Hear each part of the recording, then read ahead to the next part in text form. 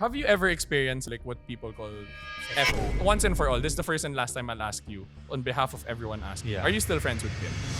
Not all friendship is forever. Some friendships, it ends because nagkakaroon ng ibang interest, minsan may betrayal, pero not all friendships also have to, kailangan may masamang tao. Today, we're gonna talk about friendships and friends. Okay. So Tommy, what type of friend are you?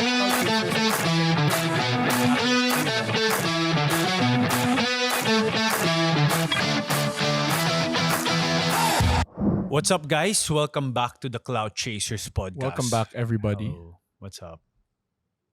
Okay, so before we start, no?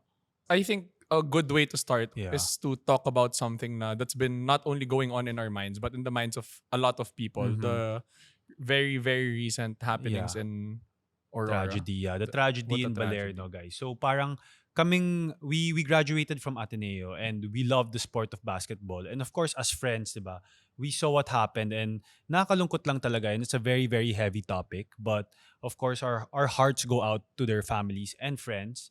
And hopefully, Ateneo gets to do a good job. We feel with very the- sympathetic. Well, yeah. it's all over social media then, bro. Syempre, Oo, like, di oo. naman maiwasan when you wake up before you sleep. It's Mm. it's really one of the Yeah. many things that you see on social media nowadays. And of course, we can see that the families are grieving. Pero syempre, as friends, and knowing the story behind that, kung saan I heard like the other guy, si Divine was trying to rescue Renee ata, diba? Yeah. From drowning. So parang makikita talaga dun yung kung gaano ka solid yung friendship, but at the same time, kung gaano ka fragile yung life and losing I a friend. can't imagine, bro, how something like that can happen in a snap in your life. Or like how you can lose someone so dear to you. Syempre, diba, bro, like going into that trip, Yeah. it's supposedly like team bonding or Mm. like to get closer as a team, then you go home kulang na. Like, Yeah. It's very, very sad. Our hearts go out to their families. Mm-mm. So with that being said, guys, this episode is to remind you that, life is very fragile and at any time, parang you can lose your friends and or friendships. So today we're going to talk about friendships and friends. Okay. So Tommy, what type of friend are you? I'm a very, very loyal friend, that I can say. Diba? So, when you talk about loyalty, I mean, paano yun? Like, why do you think that yourself is a loyal friend? Because parang I feel like yung group of friends ko, guys, very small very small circle lang. So parang I can give my full energy and full loyalty to them. Mahirap kasi I'm not naman judging people who are super friendly, but sometimes if you're friends with everyone, how can you be loyal to Tama. a certain group, diba? Ikaw Yeah. naman, yeah. I think I would say the same. But what goes beyond loyalty, I think, is standing up for your friends no matter kung ano Tama. yung gawin nila. Tama. Pero syempre, it's not about correcting them in public. It's not, Yeah. like, kung baga, don't wash your dirty clothes like, diba, Yeah. in front of other people. Oo. But like, you have to tell them when they're out of line, when Yeah. what they're doing is foul, when what they're doing is bad. But I think loyalty is standing up for your friend no matter what. I think Tama. ako I would describe myself as such.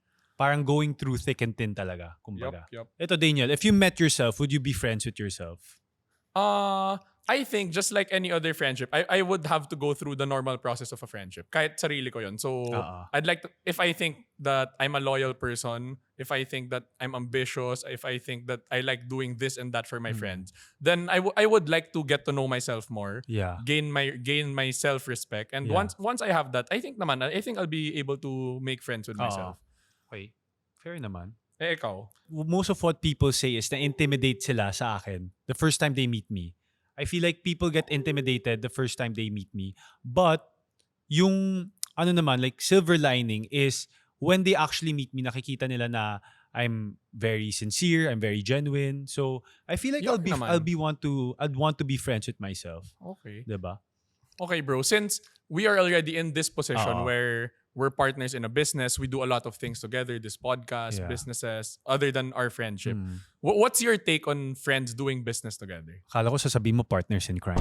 Hindi. Ito. We're not- Hindi, joke lang. No, actually guys, this is the second time I've done a business with a friend. The first time was a small business with my high school best friend, Chikoy, shout out to you. So it was a framing business, like picture printing, frames. yeah, picture frames. So parang for me, it's like the secret to having a successful friendship and business partner, 'di ba? Is number one, kailangan hindi kayo greedy eh. 'Di ba? It can't be all about money. Greed kills talaga. Greed kills talaga.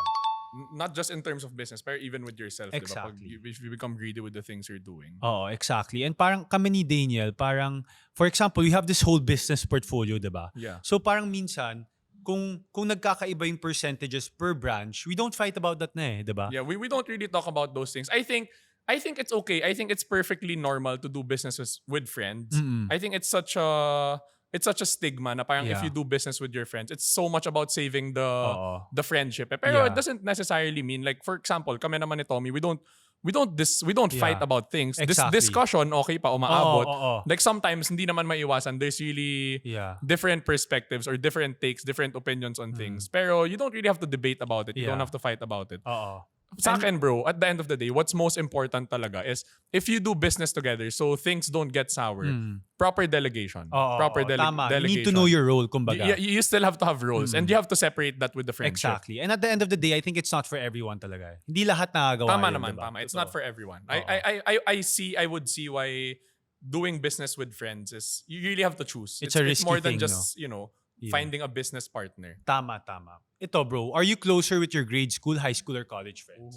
Well, medyo maalaga ako na friend eh. So I try to keep my, not that it's low maintenance or high maintenance, pero I try to keep my relationships with all. Grade school, high school, and college. Siyempre, iba-iba din ng bonding. Iba-iba eh. Iba-iba ng Tama yun eh. bonding. Parang- Pero to answer that, I think high school friends. Oo. I think high school friends. I think the thing I can agree on while sobrang solid yung friendship ng mga high school, yung mga galing Xavier. Kasi you guys went through the same thing di ba? Yun nga eh. And then magkasama kayo from 8 a.m. until like 4 And p.m. ever since grade school. Oo, minsan pag Ever tutor, since di ba? grade school. Yeah. Tapos minsan pag tutor, magkasama pa kayo. And the sports program kasi, guys, in Xavier is medyo, since we're not heavy on recruitment, Yeah. or like I don't think we Tama. even recruit from other schools. Kaya talagang you do a lot of things together more than just school. Like even extracurricular activities, Yes. sports, lahat yun eh. So race, interactions. Interactions. Oh. Ngayon na content creators na tayo, true friend ba kapag di nila like or nagko-comment sa post?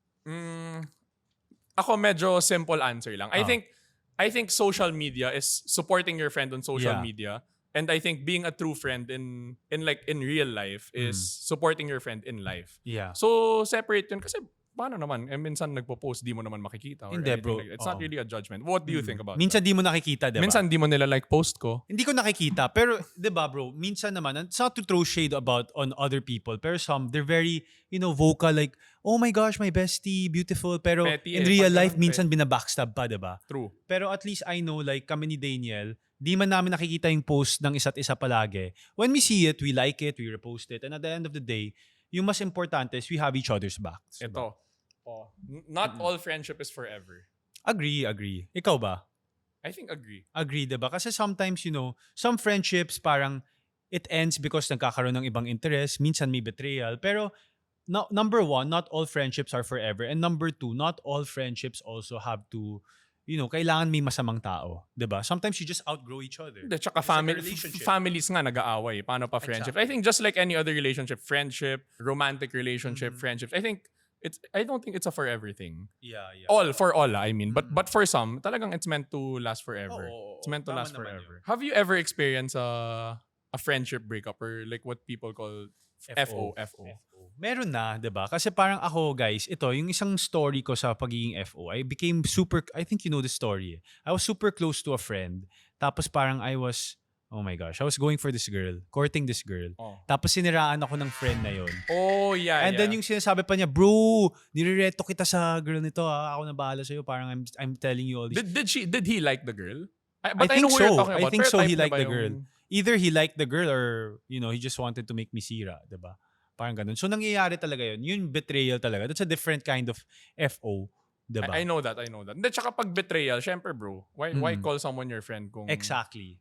I think I'm very, very wrong. Ikaw guys. ba, has that ever happened to you na nagka-FO ka? Parang no pa naman. No pa naman. But I've had fights with some of my friends in the past, lalo na in high school. Yeah. But it was more of like I had to stand up for someone who was really close to me tapos may ginawang foul. Yeah, so yeah. pag ganun. But Kumbaga loyalty yun eh. not naman FO. Not Yeah, FO. yeah.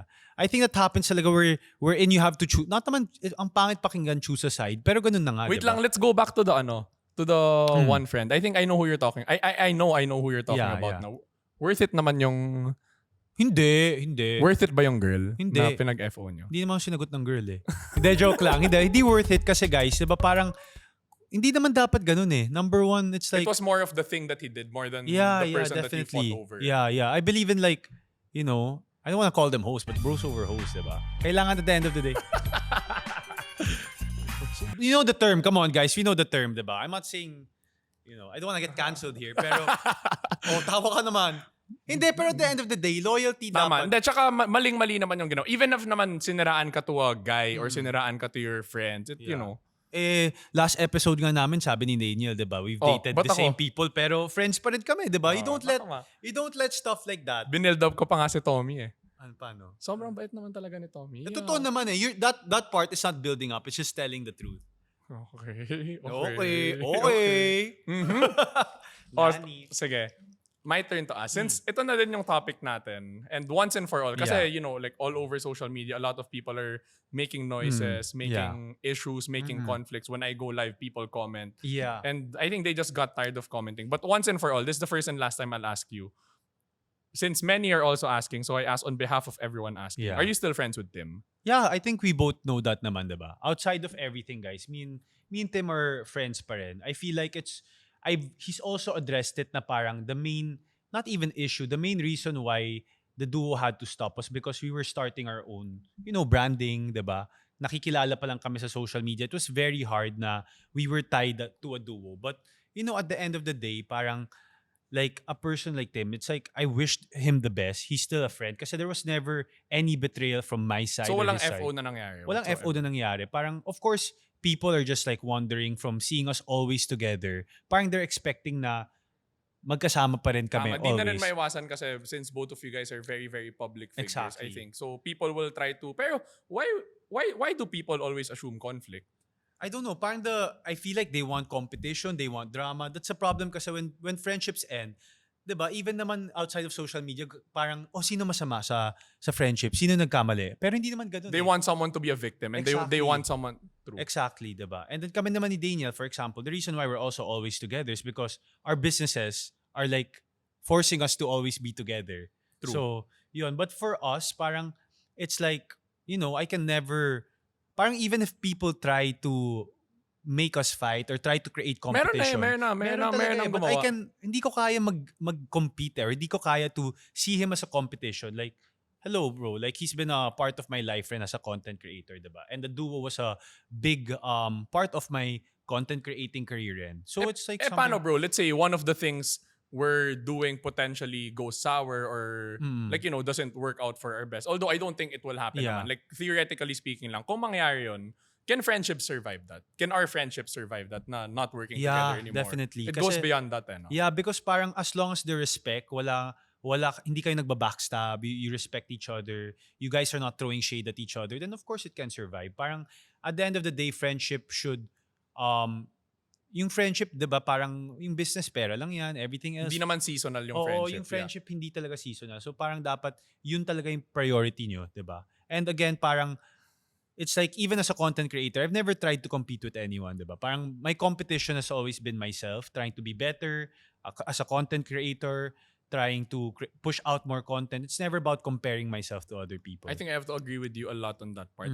So since we're in the topic na yun of business, and like being like taking your life to somewhere with your friends. Yeah. Do you think your circle, like our current circle, or for all the viewers also, kung sino mga nanunood, do you think that friendship circles affect the level of success that you can attain in life? Definitely naman, diba? Kasi parang if you're not naman parang throwing shade, but if you're with groups, with friends, like yung circle mo is parang mahilig pa rin mag-party, diba?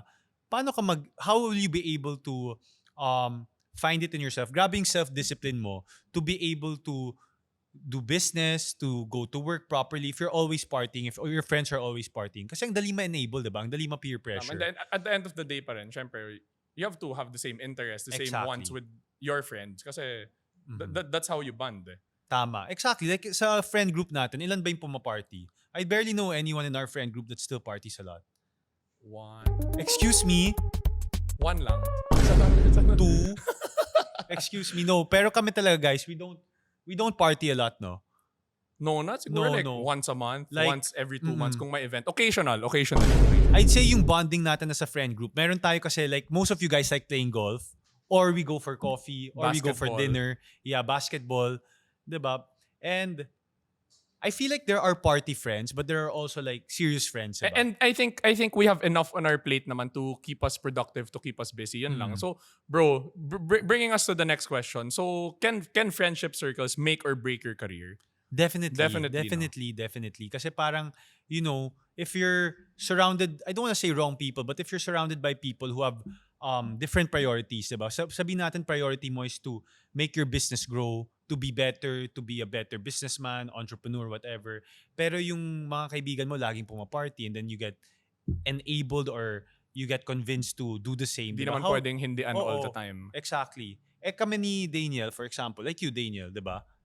Ako, in terms of making or breaking career, it would be up to me kung if I would let it affect. Pero yeah, tama naman yung sinasabi mo. Syempre, like kahit papaano at the end of the day, you have to make pakisama to your friends, diba? So if they like to do other things that you are not very interested in or you don't have much time for, it won't really work out then. Exactly. It makes work it out. easier, kumbaga. It makes it much easier to succeed or to grow in your priorities when your friends want the same thing. Tama. And talking about the same ones, what's one opportunity you would say in your life that was brought to you by a friend? Bro, Jacob Paulo Ang na yan. Di ba? Jacob Paulo. Hindi, pero Jacob Ang kasi. So, a little background on Oliver's Coffee, di ba? Si Jacob Ang with his cousin are the founders of Oliver's Coffee. It started like 3 years ago. And then, he wanted to expand, but it's not like he was desperate for franchisees. But he gave us an opportunity. Me and Daniel. Actually, si Daniel na una. Then Daniel invited me to join. And parang it was... I think that's what started... He wanted to grow the brand, but yeah, without having to deal with a lot of... He wanted with people that he can trust. Tama. Diba? So parang, I guess that's also our answer for, you know, yung circle being the secret also to your success, diba? If they support you, if they... Bro, imagine that. At that time, we had no idea what to do. That was the time you were about to leave corporate, diba? And getting into social media. And wala, definitely, guys, that's one opportunity that came to our life now. We are super thankful for and was brought to us by a friend. Yeah. So if you're watching, brother, thank you so much. Thank you. So yun yung story, guys. But I think from there, madaming opportunities siya nag-rise. Diba? Yeah, we were exposed to that Other kind things. of that line, that industry, which I think is paying us well naman now. It's doing us well. Like we're not yet the food group that we want to become eventually. That's our goal in life. Pero we've come a long way, diba, since we've started. Kung may opportunity na nadala sa'yo ng friend, bro, meron din bang... Well, this is like a sure yes, but I want to ask, was a problem ever brought to you by a friend? Except me? Definitely. Lalo na sa social media, guys, diba? Parang, alam mo yun, sometimes... Social media friends? No, not even social media friends. Sometimes, let's say, a person doesn't have ill intentions naman, but he accidentally says something or includes you na content na parang, shucks, madadamay ka na naman. You're gonna catch fire again, diba? So parang it's more of like that. But for me naman, as long as the intention was pure, friends pa kayo? forgivable. Oo naman. Ikaw nga yun eh. Kuya Marlon D. Hindi, joke lang. Pero I mean, at the end of the day, it's more of yung intentions, diba? A person or a friend can make mistakes, but, diba? Sometimes then, bro, I think my 2 cents on this is a person does not necessarily have to have ill intentions towards you, but some people don't really wish success talaga for other friends. That's also so true. Like, that's also hindi so naman, true. they don't have to pull you down, but I think there are times where the people you are surrounded with or the people that you consider friends just don't wish you the best. Ito bro, for me true loyalty kasi is not only, diba, let's say pag loyalty, pag bata tayo, may mag-away sa'yo, bahala dyan, diba? Yeah. But now for me, loyalty is being able to see your friends succeed or go up in life and still parang have his back, wish him the best. Without any sort Without of competition. Envy. Oo, without envy talaga. So anong tawag doon sa mga those who don't wish you well but they don't really go out of their way to break you, but evil eye? Not really evil eye. Evil eye kasi may hangad pa rin na... Do you believe in evil eye? I believe in evil eye though. Pero for me, evil eye kasi may hangad for another person. Yun parang praying for their downfall, basically. Kontra. Ito naman, baka hindi lang true friend.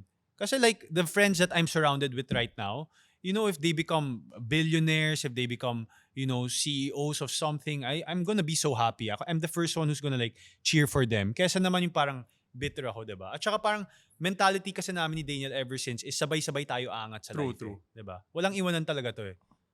So, masyadong light yung mga questions. Sige, let's talk about let's talk about more juicy questions. Juicy, alright. Let's settle some discussions, bro. Okay, tender juicy questions. Scenario, your friend's mom, Oh my or God. let's say, wag na my mom. Your friend's mom or your friend's girlfriend texts you, asks you like, Tommy, are you with Not with you or with are the you friend? are you with blank? Ano sasabihin mo? No context muna. Like, it doesn't necessarily mean that you're with him. Doesn't Okay. necessarily mean na nasa labas kayo pumaparty. Okay. Pwede yan, hindi mo siya kasama. Yeah. Ito, when I was younger, I would really just, I would protect my friend. Like, I wouldn't make him laglag or anything. Pero now kasi, depends who's asking, diba? Pero if it's like the girlfriend or the parent, bro, kailangan accountable na tayo, diba? We have to hold our friends accountable and hold ourselves accountable. Kasi paano if, let's say, your friend is in a dangerous place or the parent just wants to know if their child is safe or the girlfriend. Oo nga, kailangan. I'm saying I've grown. Ang linis naman ng answer na yun. I'm saying I've grown, diba? Dati nga I was with my ex, hindi ko alam, tinext ka niya at sinabi mo, I'm with you, kasama ko siya. Ha? Aray ko. Binaliktad mo pa? Grabe. Team loyalty kasi, diba? I mean, I'm all for loyalty, pero there are times kasi, there's like a gray area. Guys, gawa tayo ng Venn diagram, diba? This is me, team accountability. Daniel is team loyalty. So both are good sides. I don't think there's anything wrong with being loyal or being accountable. Yeah. Pero at the end of the day, kung ako yon, kung may nag-text sa akin, I think as bad as it sounds, but I will cover up for my friend. I'll cover up talaga for my friend. Kung ikaw accountable, since napaka-responsible. Kuya? Siyempre. Hindi, pero ang hirap rin kasi, bro, diba? Parang yun nga, like, what do you choose? Do you choose to do the right thing or do you choose loyalty and protect your friend? Pero I feel like kami ni Daniel, we've met in the middle of this Venn diagram kung saan if ever tinatakpan namin yung isa't isa, we don't let it run for so long eh.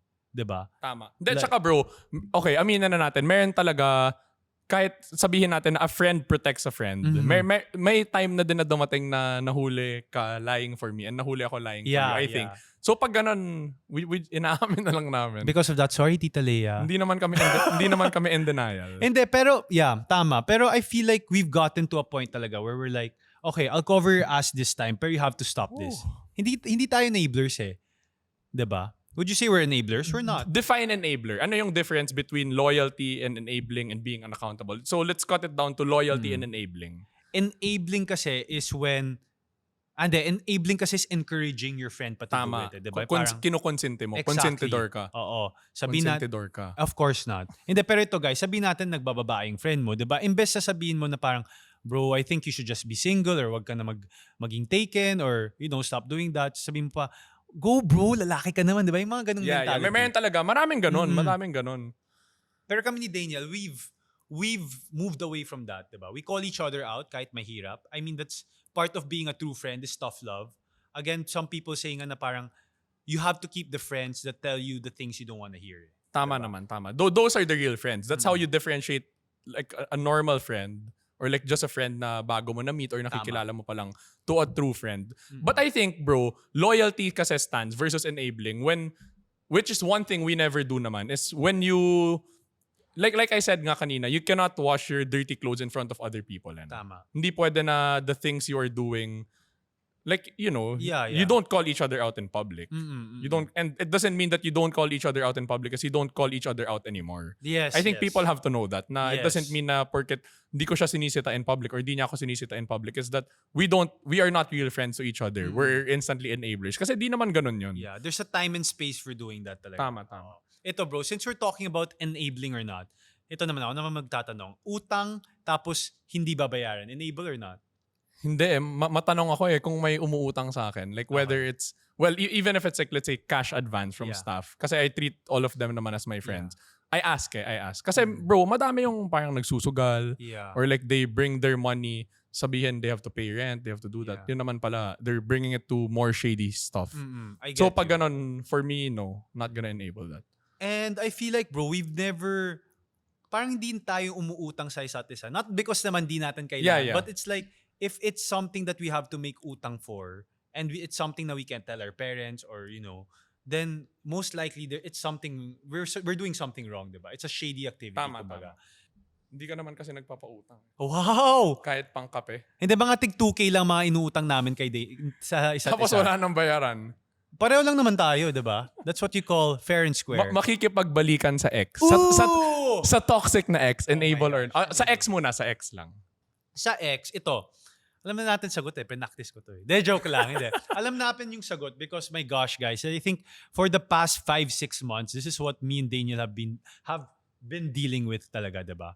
Which is, babalikan mo ba yung ex mo? And my question is, if toxic, hindi na talaga. It's a no-brainer. If it's a toxic relationship, at all costs, even if mag-away kayo ng friend mo, you have to save your friend. But, if it's an ex na you feel like wala naman toxic, may mga hindi lang kayo napag-usapan, I'll be okay with you getting back as long as, let's say, Daniel, for example. Hindi yan yung totoong sagot ni Tommy. Ito yung totoo. Yung sabi ni Tommy, pag babalik ka, babalik din Don't ako. interrupt.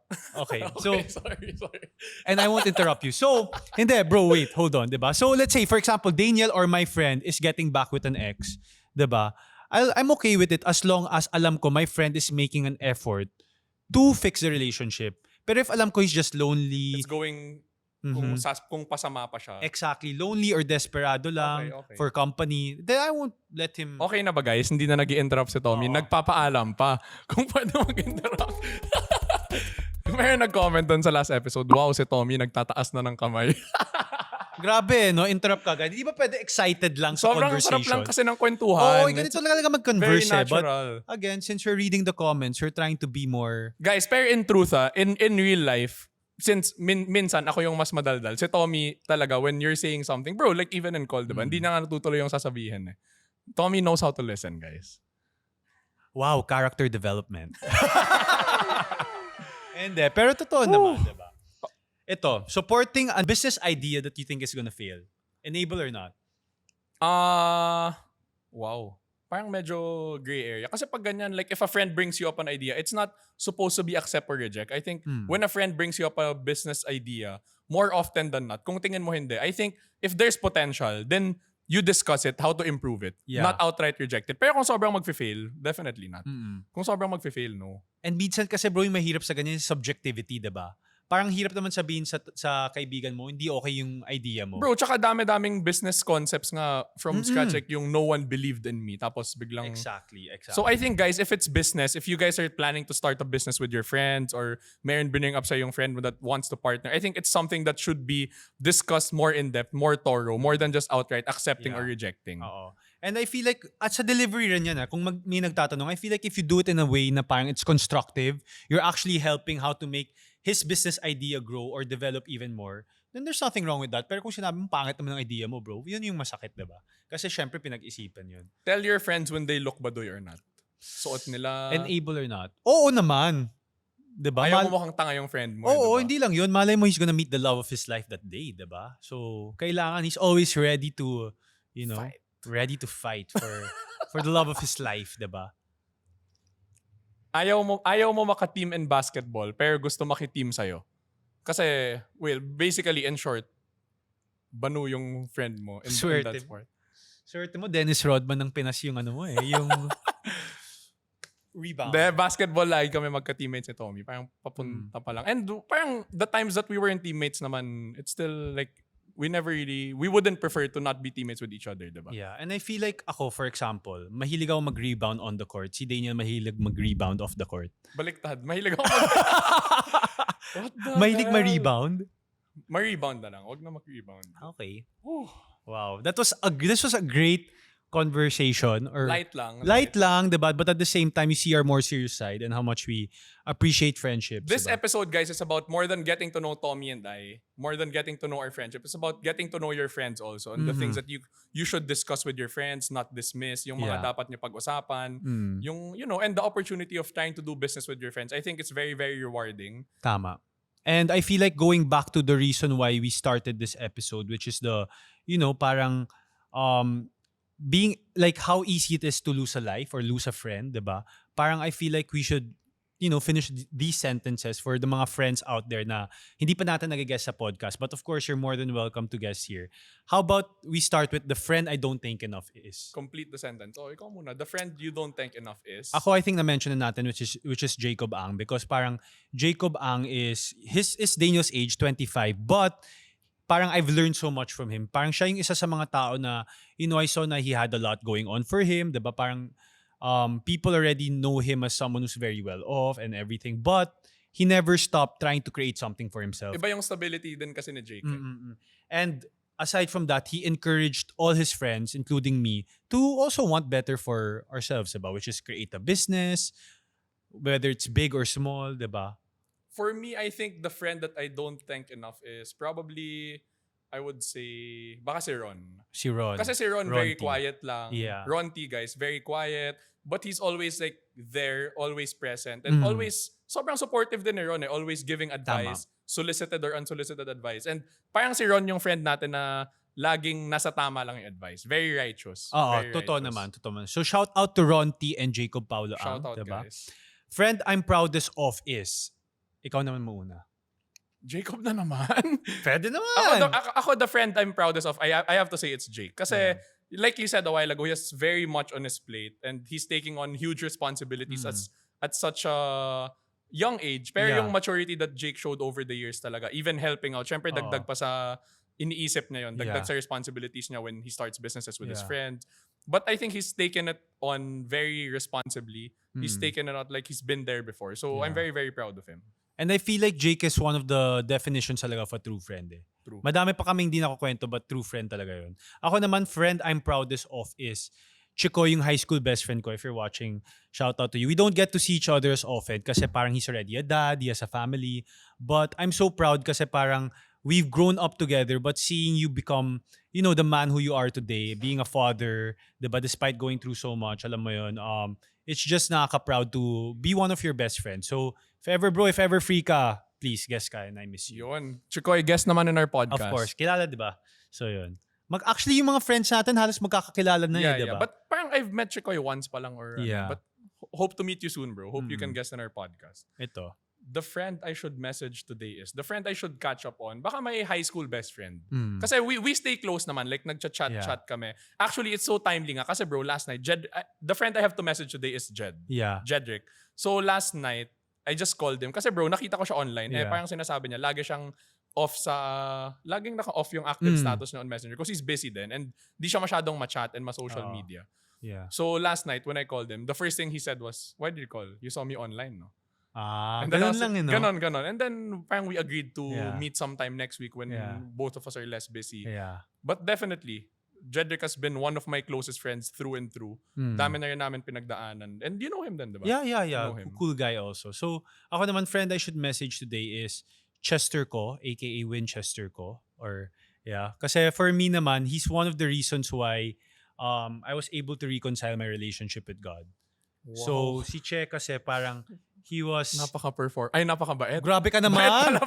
Grabe naman. Alam mo naman yun, diba? So parang, hindi guys, si Checo kasi parang he was, growing up, we were makulit talaga. Like, loko-loko, ganyan. But parang he was able to turn his life for the better when he found God. And he was able to encourage me to do the same. So parang, I should message him.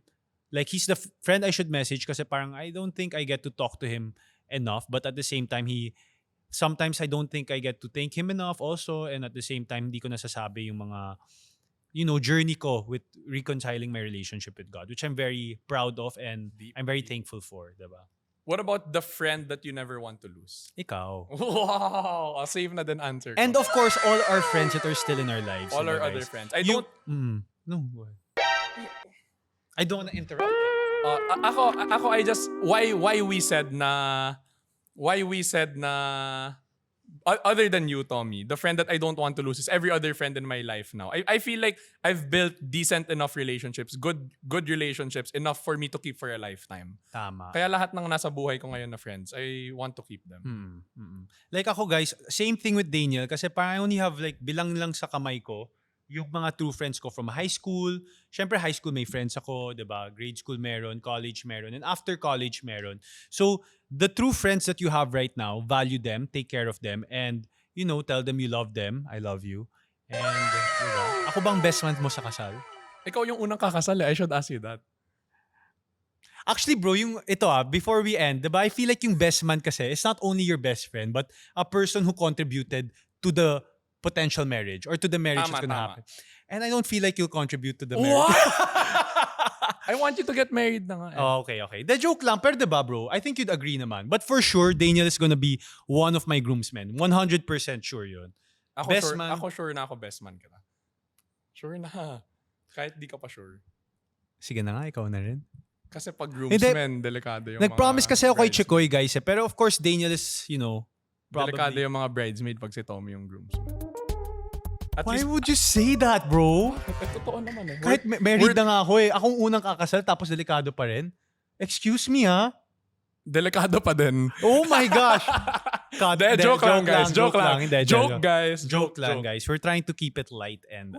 Hindi, pero yun, diba? So, again, guys, before we end, syempre, our hearts go out pa rin to the victims of the recent incident in Baler. The families of Divine Adili and Granny Batterbonia. Yeah, everyone who's hurting, all the friends and family. And, guys, if you have friends out there, pati family, diba? Don't forget to say na you love them, you cherish them, and say thank you to them. Value everyone in your life, and if there's an opportunity to do something with your friend, whether it's business, whether it's partnering up on something that you guys have been wanting to do for the longest time, I think this is the sign. Do it na. Yeah. Do it na. More than it being scary, I think it's very, very rewarding nga.